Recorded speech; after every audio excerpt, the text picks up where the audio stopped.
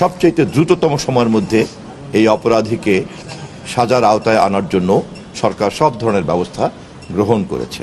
বিষয়টি সম্পর্কে আমার কাছে কোনো পরিষ্কার তথ্য এখনো আসেনি।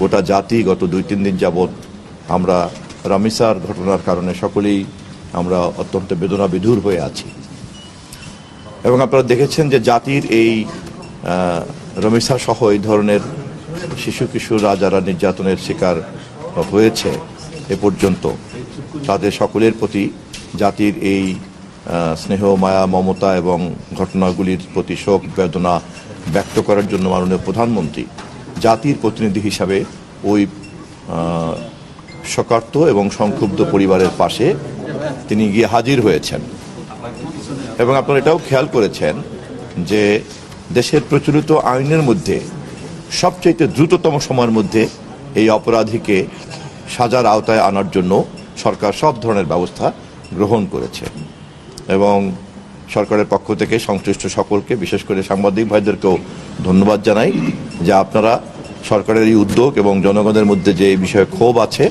এটাকে আপনারা যেভাবে জনমত তৈরি করে তুলছেন আপনাদের জনমতের উপরে ভর করেই আমরা আরও বেশি কার্যকরী আইন তৈরি করতে পারবো যাতে সমাজ থেকে এই ধরনের অপরাধকে আমরা নির্মূল করতে পারি। আর স্যার বিভিন্ন গ্রাম এলাকায় যে নিবন্ধনহীন মাদ্রাসা বা স্কুল তৈরি হচ্ছে এগুলোর বিষয়ে কোনো পদক্ষেপ নেবেন কিনা শিক্ষা ব্যবস্থাকে? যে কোনো শিক্ষা প্রতিষ্ঠানের প্রসার আমাদের জন্য ভালো, তবে তা যাতে আমাদের নির্দিষ্ট কারিকুলামের মধ্যে এবং সবকিছুর মধ্যে নিয়মকানুন মেনে চলে। শিক্ষামন্ত্রী এবং শিক্ষা মন্ত্রণালয় ইতিমধ্যে এ বিষয়ে কাজ করছে। আমি নিজেও দৈনিক পত্রিকায় সংবাদটি পড়েছি।